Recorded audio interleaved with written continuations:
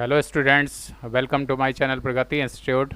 स्वागत है आप सभी का मेरे इस चैनल पर जिसका नाम है प्रगति इंस्टीट्यूट।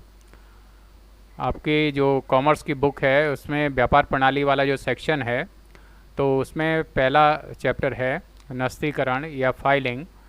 तो आज हम लोग इसी के बारे में डिस्कस करेंगे, इसी को पढ़ेंगे। नस्तीकरण क्या होता है या फाइलिंग क्या है, तो सबसे पहले इसके बारे में जानते हैं। नस्तीकरण का मतलब है कि जो भी आने वाले पत्र हैं या जो भी हमारे डॉक्यूमेंट्स हैं उनको एक उचित व्यवस्था के अनुसार संभाल कर इस उद्देश्य से रखना कि जिससे भविष्य में आवश्यकता पड़ने पर या जब कभी भी हमें उन पत्रों की या डॉक्यूमेंट्स की ज़रूरत हो तो वो हमें आसानी से और बहुत ही ठीक तरह से पत्र या डॉक्यूमेंट्स मिल सकें, उनकी प्राप्ति हो सके। तो और इसको अगर और अच्छे रूप में समझा जाए तो हम ये कह सकते हैं कि हर एक व्यापार में जो भी व्यापार का स्वरूप होता है उसमें एक विभाग बहुत ही महत्वपूर्ण होता है और उस विभाग को कहते हैं पत्र व्यवहार विभाग, या जो करस्पॉन्डेंस से रिलेटेड जो डिपार्टमेंट होता है वो होता है हर एक व्यापार में। और उस विभाग का काम होता है कि जो भी व्यापार में पत्र आ रहे हैं उनको संभाल कर रखना, या व्यापार से जो भी पत्र बाहर भेजे जा रहे हैं तो उनके बारे में आवश्यक रिकॉर्ड संभाल के रखना। तो बाहर से जो भी पत्र आता है तो उसकी मूल प्रति को या जो ओरिजिनल कॉपी है उसको हम संभाल कर रखें, जिससे भविष्य में आवश्यकता पड़ने पर उसको आसानी से प्राप्त किया जा सके। और अपने व्यापार से जो बाहर की तरफ बाहर को जो पत्र भेजे जाते हैं तो उनकी नकल या उनकी जो प्रतिलिपि है उसको भी सुरक्षित रखना अनिवार्य होता है, जिससे कि भविष्य में कभी आवश्यकता पड़े तो उसको भी आसानी से प्राप्त किया जा सके। तो ये फाइलिंग का अर्थ हुआ, यानी नस्तीकरण क्या होता है वो मैंने आपको बताया। और अब जो हमारा मेन नस्तीकरण का अर्थ एवं परिभाषा, ये तो अभी मैंने थोड़ा सा उसके बारे में इंट्रोडक्शन बताया। अब ये नस्तीकरण का अर्थ एवं परिभाषा क्या है, meaning and definition of filing. Definition अलग अलग लोगों के द्वारा जो दी गई हैं तो वो उनके बारे में डिस्कस करते हैं। तो पहली डेफिनेशन जो है वो स्टीफेंसन के अनुसार है। इनके अनुसार नस्तीकरण का आशय यह है, नस्तीकरण एक ऐसी विधि है जिसके द्वारा व्यावसायिक अभिलेख इस प्रकार रखे जाते हैं ताकि आवश्यकता पड़ने पर उन्हें शीघ्र प्राप्त किया जा सके। अब इस परिभाषा को, इसमें जो जो चीज़ें बताई गई हैं उनके बारे में थोड़ा और अच्छे से देखते हैं। इसमें कह रहे हैं नस्तीकरण एक ऐसी विधि है, नस्तीकरण या फाइलिंग एक ऐसा मेथड है जिसके द्वारा व्यावसायिक अभिलेख में क्या क्या होते हैं, जैसे व्यवसाय के जो रजिस्ट्रेशन संबंधी कागजात हैं या इंश्योरेंस संबंधी कागजात हैं या व्यापार में जो आने वाले पत्र हैं उनकी प्रतिलिपियां हैं, या बाहर भेजे जाने वाले जो पत्र हैं उनकी प्रतिलिपियां हैं। तो इस तरह के और भी अन्य जो भी डॉक्यूमेंट्स हैं उनको हम व्यावसायिक अभिलेख कहते हैं। जो भी कागजात हैं उनको व्यावसायिक अभिलेख कहते हैं। और इन सभी व्यावसायिक अभिलेखों को इस प्रकार रखा जाता है ताकि आवश्यकता पड़ने पर, यानी इन फ्यूचर हमें जब कभी भी उन डॉक्यूमेंट्स की, उन कागजात की ज़रूरत पड़े तो आवश्यकता पड़ने पर उन्हें शीघ्रता से प्राप्त किया जा सके, बहुत जल्दी कम समय में उनको हम प्राप्त कर सकें। तो इस तरह का मेथड जो भी अपनाया जाता है उसको हम नस्तीकरण कहते हैं। और इसके बाद है एक दूसरी डेफिनेशन भी है, दूसरी परिभाषा भी है जो कि जेसी डेनियर के शब्दों में है। इनके अनुसार नस्तीकरण अभिलेखों को उचित क्रमानुसार, इन्होंने कुछ एक और बातें इसमें ऐड की हैं, और वो एक तो ये है कि उचित क्रमानुसार की बात हो गई, यानी सीरियल वाइज, जो कि पहली परिभाषा में, स्टीफेंसन की परिभाषा में नहीं था। नस्तीकरण अभिलेखों को उचित क्रमानुसार तथा सुरक्षित ढंग से मतलब कि वो पत्र जो है किसी के द्वारा चुराए ना जाएं या उनको जो है किसी भी प्रकार की क्षति ना पहुंचे, तो इस तरह से सुरक्षित ढंग से हम उसको रखें। तो नस्तीकरण अभिलेखों को उचित क्रमानुसार तथा सुरक्षित ढंग से रखने की ऐसी प्रक्रिया है जिससे अभिलेखों को आवश्यकता पड़ने पर प्राप्त किया जा सकता है। फिर से इस परिभाषा को और अच्छे से समझते हैं। नस्तीकरण अभिलेख, मैंने अभी जैसा कि पिछली परिभाषा में बताया था कि व्यवसाय से संबंधित जो भी हमारे कागजात हैं, जो भी डॉक्यूमेंट्स हैं, वो सभी अभिलेख के अंतर्गत आते हैं। नस्तीकरण अभिलेखों को उचित क्रमानुसार, यानी कि जो भी हमारे डॉक्यूमेंट्स हैं उनको एक सीरियल वाइज 1 2 3 या जो भी हम सीरियल देना चाहें, जो भी क्रम देना चाहें, उनको उस क्रम के अनुसार उन अभिलेखों को रखा जाए, पहली बात तो। और तथा दूसरा जो इसका वो है सुरक्षित ढंग से रखा जाए कि इन अभिलेखों को कीड़े मकोड़ों से सुरक्षित रखा जाए। ये डॉक्यूमेंट्स इधर उधर ना हो जाएं, मिसप्लेस ना हो जाएं, कोई व्यक्ति इनको चुरा ना ले या इनका मिसयूज़ ना कर सके, इनकी गोपनीयता भंग ना हो इन अभिलेखों की। तो इस तरह से दो बातें इसमें हुई, एक तो उचित क्रमानुसार रखना है, दूसरा सुरक्षित ढंग से रखना है। सुरक्षित ढंग से रखने की ऐसी प्रक्रिया है, ऐसा मेथड है जिससे अभिलेखों को, यानी जो हमारे डॉक्यूमेंट्स हैं, उनको आवश्यकता पड़ने पर इन फ्यूचर जब कभी भी हमें उन पत्रों की आवश्यकता पड़े, उनको देखने की आवश्यकता पड़े, तो उन आवश्यकता पड़ने पर उसको आसानी से उन पत्रों को, उन डॉक्यूमेंट्स को प्राप्त किया जा सके। तो इस तरह का जो मेथड है उसको हम नस्तीकरण कहते हैं। तो इन परिभाषाओं के अंतर्गत हम लोगों ने दो लोगों की परिभाषाएं के बारे में अध्ययन किया। एक तो स्टीफेंसन की पहली परिभाषा थी जो कि मैंने आपको अच्छे से समझा दी, और दूसरी जेसी डेनियर के शब्दों में थी जो कि मैंने वो भी आपको अच्छे से समझा दी। और अब जो हमारा नेक्स्ट टॉपिक है वो है नस्तीकरण के उद्देश्य, उपयोगिता, लाभ या आवश्यकता। ऑब्जेक्टिव्स यानी ऑब्जेक्ट्स या ऑब्जेक्टिव्स, यूटिलिटी उपयोगिता, एडवांटेजेस लाभ, और नीड ऑफ फाइलिंग, नीड कहते हैं आवश्यकता को। तो अब इनके एक एक शब्द को थोड़ा सा अच्छे से समझ लेते हैं। नस्तीकरण के उद्देश्य यानी नस्तीकरण की प्रणाली को अपनाने का हमारा क्या उद्देश्य है, क्यों हम उसको अपनाना चाहते हैं, तो वो हो गए उद्देश्य। उपयोगिता यानी नस्तीकरण की प्रणाली की हमारे लिए क्या उपयोगिता है, क्या आवश्यकता है, क्या ज़रूरत है, वो है इसके अंतर्गत आ जाएगा। और लाभ यानी इस नस्तीकरण की प्रणाली को अगर हम अपना लेते हैं तो हमें क्या क्या बेनिफिट्स, क्या क्या लाभ प्राप्त होंगे, वो इसके अंतर्गत आएगा। आवश्यकता मैंने आपको बता ही दिया अभी कि आवश्यकता का मतलब कि हमारे व्यापार को इस नस्तीकरण की प्रणाली की क्यों आवश्यकता है, क्यों ज़रूरत महसूस हो रही है।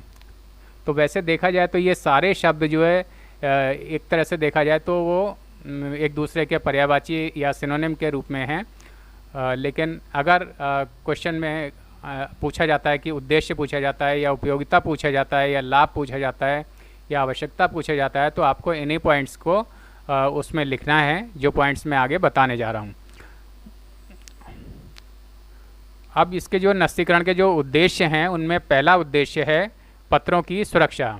हम नस्तीकरण की प्रणाली को क्यों अपनाना चाहते हैं, तो उसमें पहला उद्देश्य ये है कि हम अपने पत्रों को सुरक्षित रखना चाहते हैं। यानी उन पत्रों को, सबसे पहली बात तो ये है कि वो मिसप्लेस ना हो, उनको जैसे कि पत्र आते गए और हमने उनको जो है यहाँ वहाँ कहीं पर भी जो है जहाँ जगह मिली वहीं रख दिया, और एक मतलब बिल्कुल ही कोई ना कोई क्रम ना कुछ ऐसी ढेर लगा के रख दिया।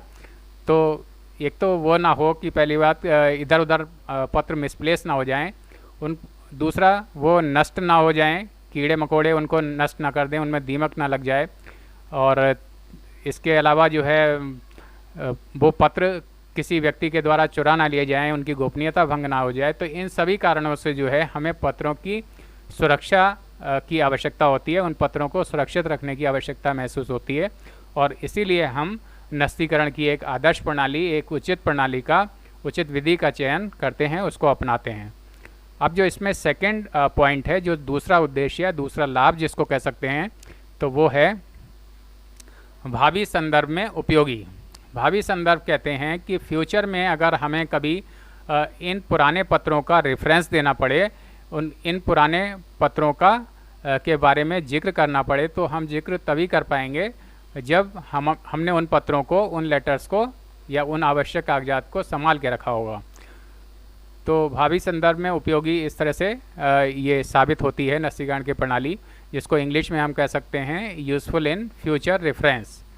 फ्यूचर में जब कभी भी हमें इन पत्रों का हवाला देना होगा, जो इन पत्रों के बारे में उल्लेख करना होगा, तो हमें, अगर हमने एक अच्छी प्रणाली अपनाई हुई है नस्तीकरण की, तो हम इन पत्रों को आसानी से ढूंढकर उनको संदर्भ के रूप में प्रस्तुत कर सकते हैं। और इसके बाद जो नेक्स्ट पॉइंट है, तीसरा उद्देश्य है, वो है उत्तर देने में सुविधा। अगर किसी ग्राहक की तरफ से या किसी व्यापारी की तरफ से हमसे कोई प्रश्न पूछा जाता है बीती हुई घटना के संबंध में, या बीती हुई जो भी समय था उसके बारे में हमसे अगर कोई प्रश्न पूछा जाता है किसी ग्राहक या व्यापारी के द्वारा, तो उन पत्रों का उत्तर देने के लिए हमें उन पुराने जो भी पत्र हैं जो हमारे पास पहले आए थे, तो उन पत्रों की आवश्यकता पड़ सकती है। उन पत्रों का अवलोकन करने की, उनको देखने की आवश्यकता महसूस हो सकती है। और उन पत्रों को हम तभी देख सकते हैं जब जब हमारे पास पत्र आए होंगे या जो भी डॉक्यूमेंट्स आए होंगे उनको अगर हमने संभाल के रखा होगा एक अच्छी नस्तीकरण प्रणाली के माध्यम से, तो तभी हम उन पत्रों को दोबारा से प्राप्त कर पाएंगे, ढूंढ पाएंगे। और उन पत्रों का अवलोकन करने के बाद, उनको देखने के बाद, इन जो ग्राहक ने प्रश्न पूछा है या व्यापारी ने जो भी प्रश्न पूछा है, तो उन प्रश्नों का उत्तर देने में हम तभी समर्थ हो पाएंगे। तो इस हेतु भी नस्तीकरण की एक आदर्श प्रणाली की आवश्यकता महसूस होती है। ये भी एक उद्देश्य है इस नस्तीकरण की प्रणाली को अपनाने का। Now we come to the next point, fourth number is पत्रों को खोजने में सुविधा। पत्रों को खोजने में सुविधा, अगर हमारे पास जो भी पत्र पहले बीते समय में आए हुए हैं और उन पत्रों को हमने केवल एक ढेर बना के रखा है कि पत्र मिलता गया और हमने एक के ऊपर एक रखते गए, इधर उधर रखते गए, तो क्या होगा कि हमें जब कभी भी फ्यूचर में उन पत्रों को खोजने की आवश्यकता महसूस होगी तो हम आसानी से उन पत्रों को नहीं खोज पाएंगे, क्योंकि हमने उन पत्रों को ना तो सीरियल वाइज रखा, ना उनको संभाल के रखा। और हो सकता है कि जो पत्र हमें चाहिए हो वो पत्र कहीं वहाँ पर हो ही नहीं, वहाँ से गायब हो गया हो, मिसप्लेस हो गया हो। तो अगर पत्रों को हम खोजना चाहते हैं सही तरह से, और हमने एक आदर्श प्रणाली अपनाई हुई है नस्तीकरण की, तो हम बहुत ही आसानी से, बहुत ही कम समय में उन पत्रों को खोज सकते हैं, क्योंकि हमें एग्जैक्टली पता है, ठीक तरह से पता है कि अमुक पत्र यहाँ पर रखा गया है, इस नंबर पर रखा गया है। तो हम इस तरह से उन पत्रों को आसानी से खोज सकते हैं और इस तरह से हमें ये सुविधा प्राप्त हो जाती है। तो ये भी एक उद्देश्य था नस्तीकरण की प्रणाली को अपनाने का। Now we come to the fifth point, पाँचवा पॉइंट है मतभेदों का निपटारा। मतभेद हर व्यापार में होते हैं, हर जगह होते हैं, और ये मतभेद चाहे तो ग्राहक और व्यापारी के मध्य हो सकते हैं, या जो हमारे जो कंपटीटर्स हैं, जो भी हमारे समकक्ष व्यापार करने वाले हैं, हमारे जैसा व्यापार करने वाले हैं, तो उन व्यापारियों के मध्य भी मतभेद हो सकते हैं।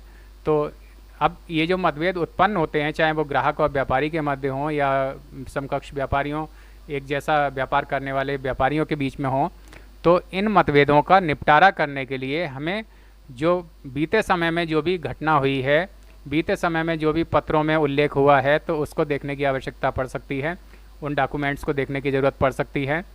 तो उन डॉक्यूमेंट्स को हम देखने के लिए हमें उन पत्रों को खोजने की आवश्यकता महसूस होगी, और उन पत्रों को हम तभी खोज पाएंगे जब हमने उन पत्रों को ठीक से रखा होगा, एक आदर्श प्रणाली को अपनाया होगा नस्तीकरण की। और उन पत्रों को देखकर, उनमें जो भी बातें हैं उनको समझकर हम अपने इन डिस्प्यूट्स को, इन मतभेदों को हम क्लियर कर सकते हैं, उनको सॉर्ट आउट कर सकते हैं, उनका निपटारा कर सकते हैं। तो इस हेतु भी नस्तीकरण की एक आवश्यकता महसूस होती है। ये भी एक लाभ है नस्तीकरण का। Now we come to the sixth point. Sixth point है वैधानिक आवश्यकताओं की पूर्ति। वैधानिक आवश्यकताओं में क्या क्या, किस किस तरह की वैधानिक आवश्यकताएं हो सकती हैं?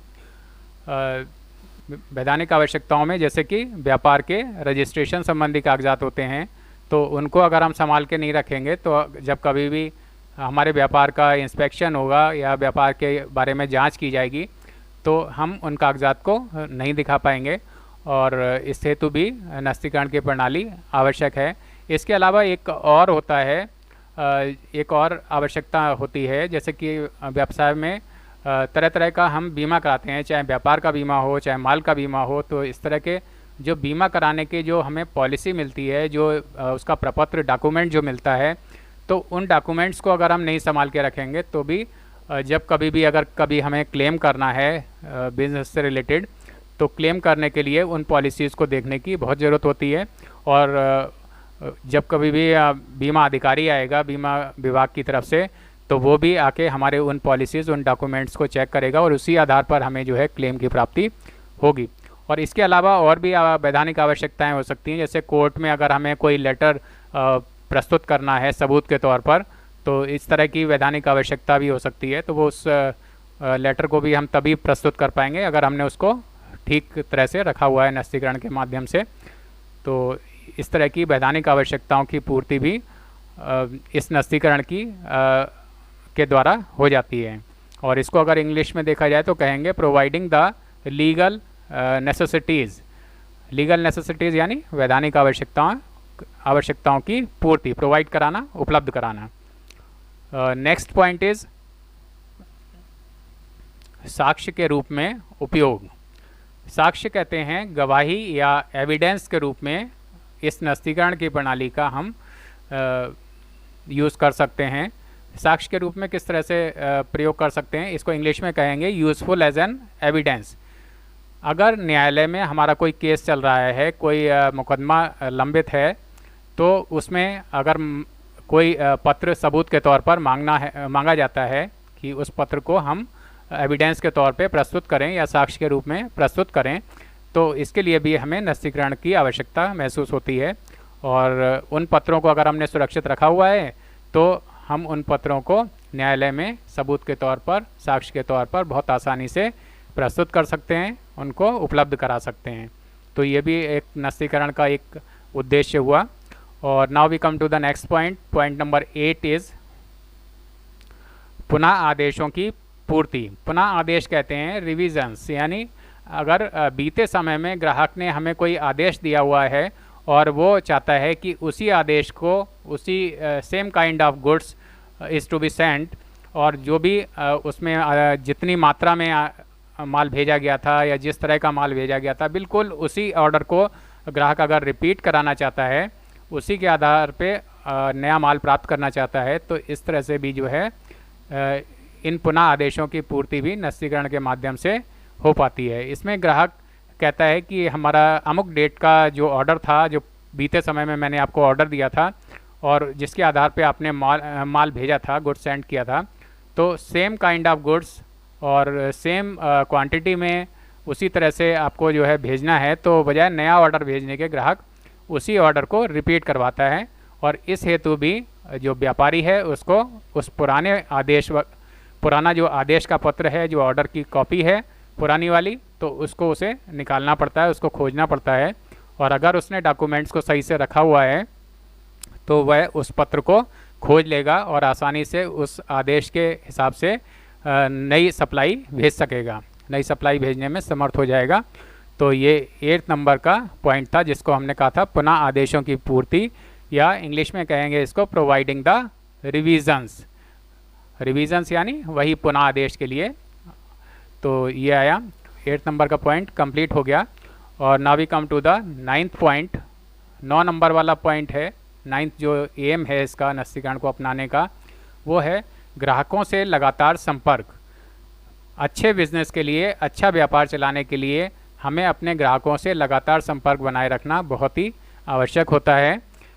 उन ग्राहकों से जो ग्राहक बीते काफ़ी समय से अगर उन्होंने हमारे यहाँ से माल नहीं भी ख़रीदा है, तो हम पुराने जो पत्र हैं उनके, जो भी ऑर्डर्स वगैरह उन्होंने भेजे हैं, तो उनका अवलोकन करेंगे, उनको देखेंगे कि किस ग्राहक ने हमसे काफ़ी समय से माल नहीं लिया है, तो उसका पत्र निकाल कर और उसको अब हम दोबारा से नए सिरे से पत्र लिखेंगे और उसके पुराने ऑर्डर का हवाला देते हुए, पुराने जो ऑर्डर था उसका रेफरेंस देते हुए कि आपने हमारे यहाँ से इतना इतना माल इस तारीख को ख़रीदा था और क्या कारण है कि अभी हमें बहुत दिनों से आपसे ऑर्डर प्राप्त नहीं हुआ है। तो इस तरह का जो पत्र नए उन ग्राहकों को लिखा जाएगा और उनसे इस तरह से हम संपर्क करेंगे। तो इस तरह से जो भी उनको पत्र लिखा जाएगा, उस पत्र को लिखने के लिए हमें बीते समय में जो उन्होंने ऑर्डर दिया था उसको देखने की आवश्यकता महसूस होती है।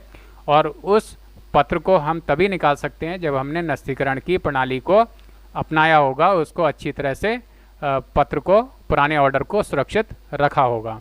तो इस तरह से हम अपने जो ग्राहक हैं सभी ग्राहकों से लगातार संपर्क बनाए रख सकते हैं। और इस पॉइंट को कहेंगे कंटिन्यूस कांटेक्ट विद कस्टमर्स। अपने ग्राहकों को अगर हमने सुरक्षित रखा हुआ है, ग्राहकों से लगातार संपर्क हमारा बना हुआ है, तो हमारा बिजनेस दिनों दिन आगे बढ़ता जाएगा, उसमें उन्नति होती जाएगी। और तो ये भी एक उद्देश्य था नस्तीकरण की प्रणाली को अपनाने का। और इसके बाद जो लास्ट पॉइंट है 10th नंबर का, 10th जो एम है नस्तीकरण को अपनाने का, वो है विक्रय वृद्धि या प्रोत्साहन हेतु फॉर इंक्रीज और एनकरेजमेंट इन सेल्स। विक्रय वृद्धि का मतलब है कि हमारी जो सेल्स है उसमें हम किस तरह से इंक्रीज़ करें, या प्रोत्साहन का मतलब भी ये है कि हमारी सेल्स में किस तरह से हम एनकरेजमेंट करें, कैसे अपनी सेल्स को बढ़ाएं।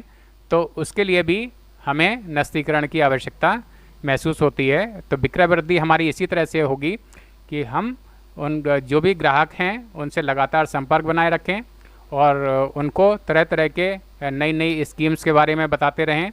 और इन स्कीम्स को बताने के लिए या उनसे लगातार संपर्क बनाए रखने के लिए उनको लगातार उनसे कांटेक्ट बनाए रखना बहुत ज़रूरी है, उनको पत्र लिखना बहुत ज़रूरी है।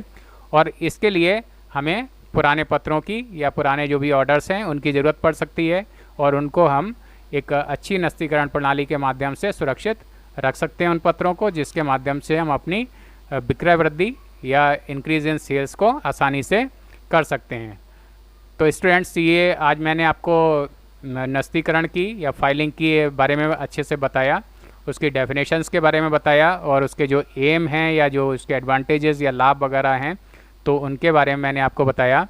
और इसके बाद का जो टॉपिक्स हैं वो मेरे नेक्स्ट उस वीडियो में होंगे, और इस वीडियो को आप लोग शुरू से आखिर तक देख लें, बार बार चलाकर देख लें।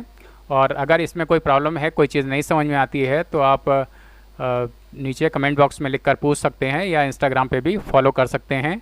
इंस्टाग्राम का लिंक नीचे डिस्क्रिप्शन बॉक्स में दे रखा हुआ है। और अगर अब तक आप लोगों ने मेरे इस चैनल को सब्सक्राइब नहीं किया है तो सब्सक्राइब कर लें, जिससे आने वाले वीडियोस के सभी नोटिफिकेशंस आपको आसानी से और सबसे पहले मिल सके, उनकी जानकारी मिल सके। और इन वीडियोस को अपने फ्रेंड्स और क्लासमेट्स से शेयर करना ना भूलें, उनको भी इसके बारे में बताएं। अपने इस वीडियो को मैं यहीं पर एंड करता हूं। Thank you.